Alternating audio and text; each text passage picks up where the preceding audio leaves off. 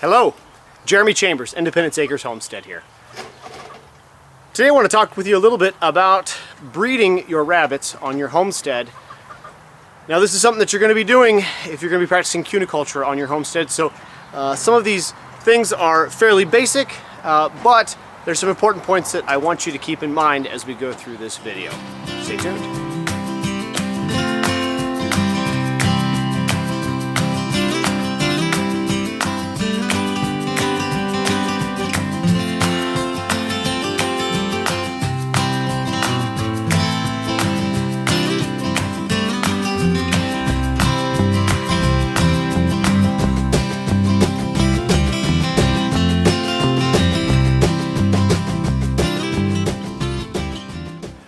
Number one, we're going to talk about climate. Number two, we're going to talk about the age of your current breeding stock. And number three, what are your eventual goals when it comes to your total output at your rabbitry? Now, number one, the reason we're going to talk a little bit about climate is because climate plays a very important role in the rabbit's breeding cycle. Okay? In temperatures above 90 degrees, bucks have a tendency to have what's called heat sterility. It's where they are not able to be productive in mating because of the heat. Their sperm count is just too low. Now, that can be offset by keeping your bucks in an air-conditioned environment, but usually if the temperatures outside are over 90, you're going to have issues with sterility. Now, it'll come back after the temperature has gone down for a few weeks in the fall.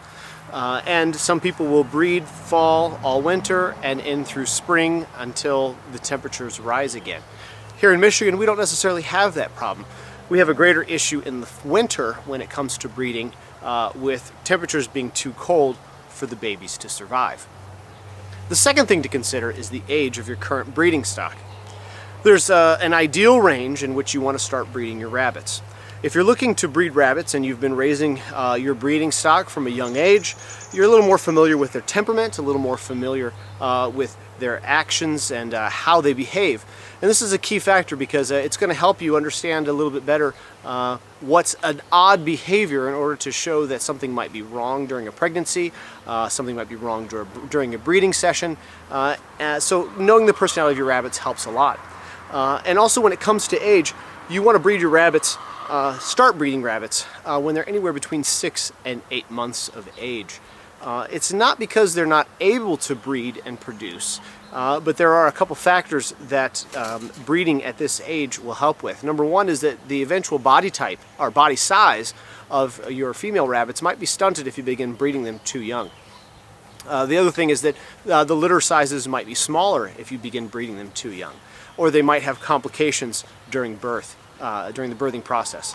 So it's important that you wait until they reach an appropriate age. Now, they will reach a point of maturity possibly as early as 3 to 4 months, depending upon the stock and the breed that you're raising. And bucks begin to become fertile at anywhere from 3 to 4 months also. And so, bucks, you can begin to use them the moment they reach fertility, but with the doe, you want to wait until they're at least 6 months, preferably 8 months. Now, there's also such a thing as a rabbit being too old to breed. If you have a doe that hasn't been bred and she's over 2.5 years old, she might already be past the point where she could be successfully bred, and then and even if she is successfully bred, successfully raise the litter to completion. Now, it has happened, and I'm not going to say that it won't happen. But if you're looking for, large, healthy litters, it's important to, begin breeding at a much younger age. Okay, and the last thing when it comes to breeding your rabbits is, what are your goals with your rabbitry? Are you looking to just produce just a certain amount of meat with your meat rabbit and cuniculture program, or are you looking to breed aggressively to pack that freezer as quickly as possible? Now, if you have a short breeding period because of either extreme temperatures, cold or hot, you might want to have a little more aggressive breeding schedule. If you're able to breed year-round, then your breeding schedule doesn't have to be quite so aggressive. So an aggressive breeding schedule would look like this. Breed the doe in 30-35 days. She is kindling or giving birth to her kits or baby rabbits, right? Or bunnies, whatever you want to call them. And then at 35 days, then you begin the count for 2 weeks. And then at 2 weeks of age for those babies, you breed again. And then they would be weaned at 5 weeks, and your mother would have a week and a half without any babies to bother her, to have a little recovery time, and then she would give birth again. So that's going to give you a total of, let's say 35 plus 15, that's 50 days. All right, so every 50 days you could possibly be breeding your rabbit, and that's going to give you babies every 80 days, okay? So that's a very aggressive schedule. We particularly don't do that because we're able to breed. We have a pretty long breeding year, so we don't get quite so aggressive.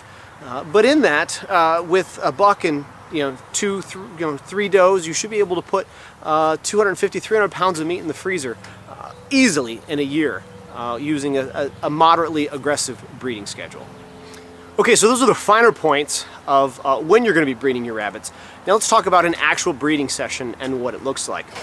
Just one very important rule to follow when it comes to breeding, and that is always take the doe to the buck's cage. The bucks are much less territorial than the doe.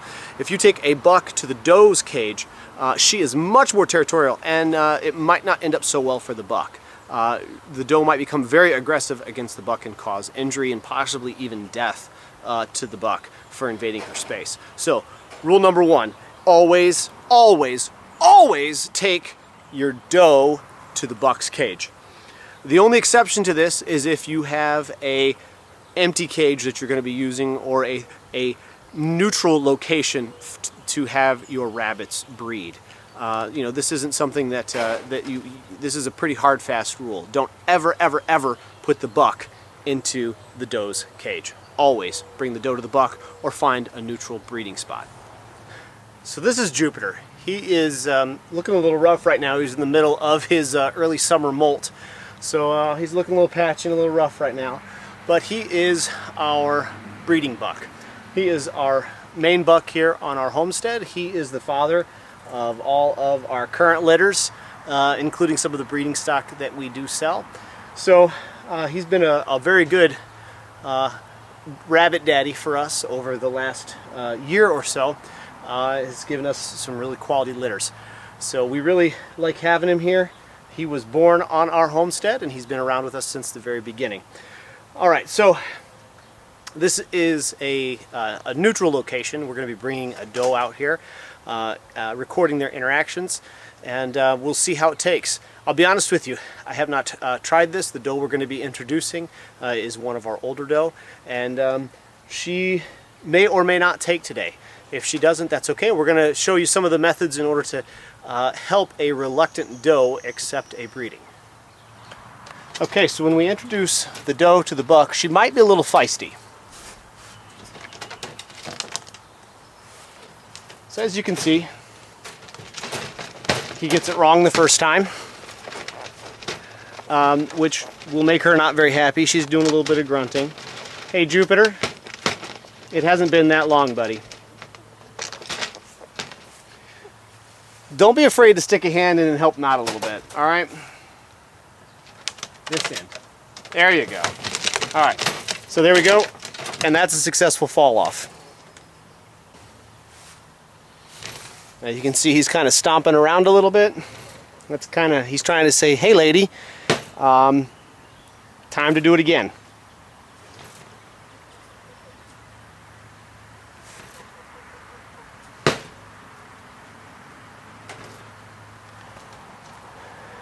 Now during the breeding process, you may see your buck grab the nape of the neck of the doe and pull on her fur a little bit with his teeth. It's perfectly normal. He's not hurting her. He's not being mean or rough. There's another good fall off. He is not being mean or rough. All he's doing is he's just kind of giving her a little bit of encouragement to lift so that he can do his job the way he needs to.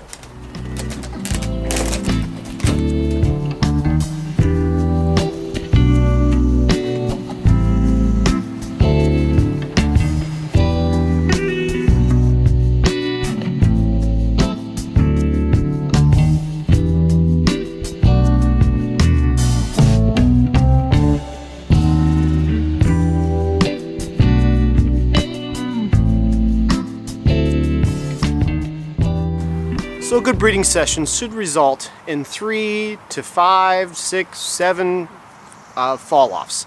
Now, a buck, excuse me, can service 3 to 5 doe in a day, although we try to spread it out 1 or 2 days in between in order to allow some recovery time between breeding sessions to help out with things being as successful as possible. Now, you're asking me, what do I do if my doe doesn't lift? Well, sometimes she just might not be ready. Maybe you'll wait a day, maybe wait 2 days or 3 days. One thing you can do is you can flip a female, your does over, and lift up their tail and inspect their vent. If their vent is very purplish or bright red, it shows that she's going to probably be very receptive to a breeding from the buck. If you're really not seeing, even with that, if you see these physical signs that she's ready but she's not receiving, there's a process called table breeding. I'm going to go over that for you here right now. Now this will come in handy if you have does who have not been bred yet, and so they're just not fully 100% sure how to present themselves to the buck. And there are other times when you might have an older doe who is very experienced in breeding but just isn't quite ready to do it. Even though all the physical signs are there, she just might not be 100% up to submitting to a breeding. So when it comes to table breeding, sometimes you got to kind of get your hands in there and help out. A lot of people frown on this process. It's something I try not to do, but there are some instances where it is necessary. Okay, so for table breeding, you want to, number one, have your buck close and ready. All right, so for example, we still have Jupiter in the cage here. I'm not going to let him out. I'm just going to show you how to position the female rabbit. All right, so when the rabbit is in with the buck, and I don't know if you saw in the video or not, but it's called lifting. And what she does is she positions her hips up and back and raises her tail in order to expose her vent to the buck so that he can do his job, right? So what we're going to do is you got to kind of help the doe along a little bit sometimes.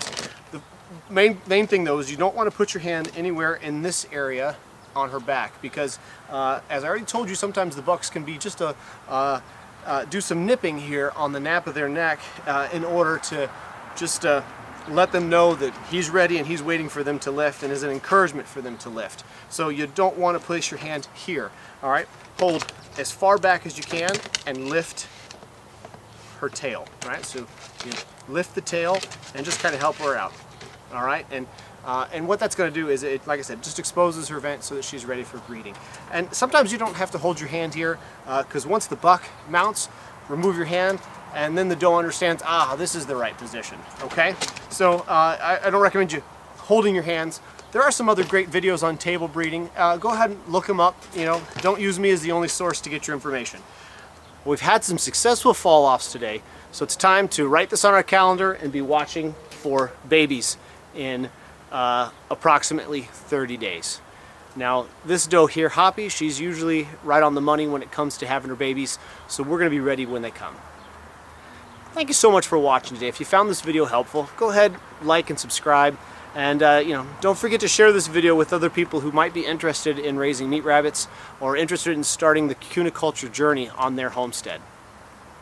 Thank you so much for joining us today, and as always, God bless.